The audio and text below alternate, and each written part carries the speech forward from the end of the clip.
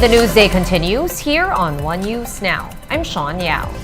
The province of Albay is now under a state of calamity due to increasing unrest at the Mayon volcano.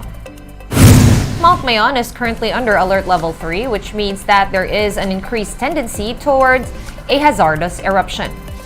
The local government is now implementing mandatory evacuation among residents living within the 6-kilometer permanent danger zone. Those who will be moved to safer grounds today are some 10,000 residents across 26 barangays covered by the 6-kilometer permanent danger zone. These areas include Kamalig, Daraga, Ginobatan, Legazpi, Ligao, Malilipot, Santo Domingo, and Tobaco. Albay is setting up over 100 sites for evacuees with the goal of zero casualties as Mount Mayon continues to grumble. And aside from Mount Mayon in Bicol, PHIVOLCS is also keeping an eye on activities of Taal in Batangas. PHIVOLCS earlier said that it is possible for them to raise the status of Mayon to alert level 4 from alert level 3. Meanwhile, Taal volcano is at alert level 1, which is still considered as an abnormal status. Authorities are reminding residents near Taal to mask up to protect against fog or volcanic smog or haze with volcanic dust and gases. Moving on to other news. Newly minted Health Secretary Ted Herbosa has apologized for a controversial tweet that he made back in 2021. At the height of the pandemic, Herbosa tweeted a photo paying tribute to frontliners. But in his caption, Herbosa said that health workers who took part in protests were exempted from his thanks. Some frontliners took offense as they were only protesting issues like late payment of salaries and the lack of benefits for their service. Moving forward, Herbosa says he will be more careful with his statements. In turn, the Filipino Nurses United Association says that they will hold the new health secretary to this promise. I apologize again in public for saying those things. Health secretary na ako, mukhang kailangan mag-ingat ako. The things that I say. Kung sinasabi niya na nagkamali siya, syempre i-accept naman po namin. Pero sana ang pakiusap din po namin ay iwasan na niya po ang pagja-judge sa amin. More stories coming your way after this quick break. Keep it here on One News.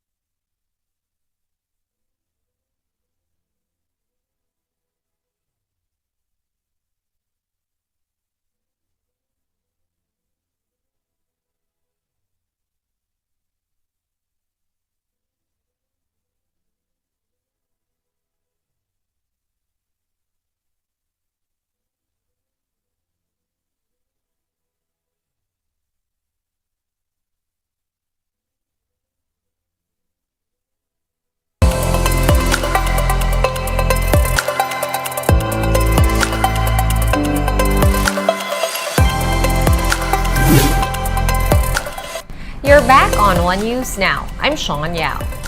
Vice President Sara Duterte says that it was Senator Amy Marcos who persuaded her to run for the second highest office in the land.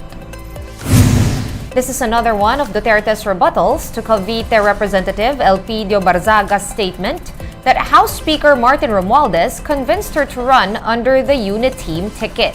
VP Sara stressed that it was, quote, acutely inaccurate to claim that the Speaker pushed her to run in 2022. Nag-text sa akin si Senator Amy Marcos. Message niya ako and she said, pwede bang ikaw na lang ang tumakbo ng Vice President? And then I told her, let me just talk to my mother and my family. President Bongo, Senator Amy, we agreed na okay, sige, we can do this. We can try to do this. Meantime, the internet is abuzz, talking about a clip of the VP now making rounds online. In a speech last year, Duterte explicitly thanked Romualdez for his support in her vice presidential bid.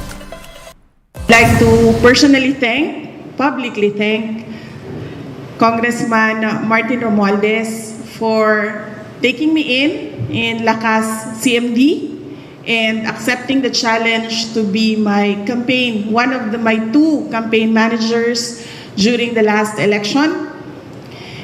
It was not without irritations and challenges, but you did very well.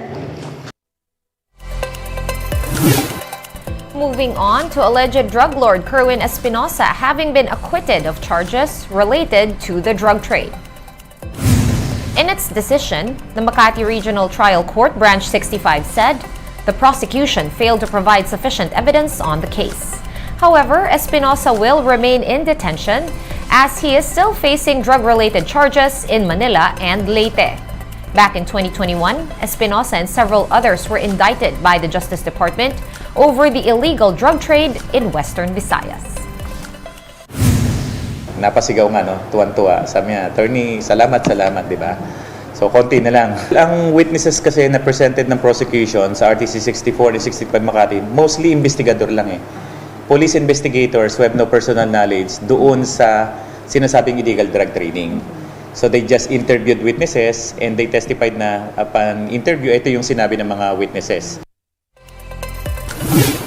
Let's now take a quick look at today's other top stories. Rides at the LRT Line 1 will be free on June 12, Monday, in celebration of Independence Day. The free ride scheme will be from 7 to 9 in the morning and 5 in the afternoon to 7 in the evening. June 12 is a non-working holiday. Fishermen in Morong Bataan have found debris suspected to have been part of a Chinese rocket. The large metal chunk with Chinese markings looks similar to parts of Tianzhou, a Chinese cargo spacecraft which lifted off last month. The debris, which was discovered on June 5, has already been turned over to authorities for further examination. The El Niño phenomenon has officially returned, according to the U.S. National Oceanic and Atmospheric Administration, or NOAA's Climate Prediction Center. NOAA warns of extreme weather events later in the year, with tropical cyclones expected to spin toward the more vulnerable Pacific Islands. The El Niño could also power heavy rainfall over South America and droughts in Australia and some parts of Asia. One News Now will be back at 5:30 p.m. I'm Sean Yao. We are One News.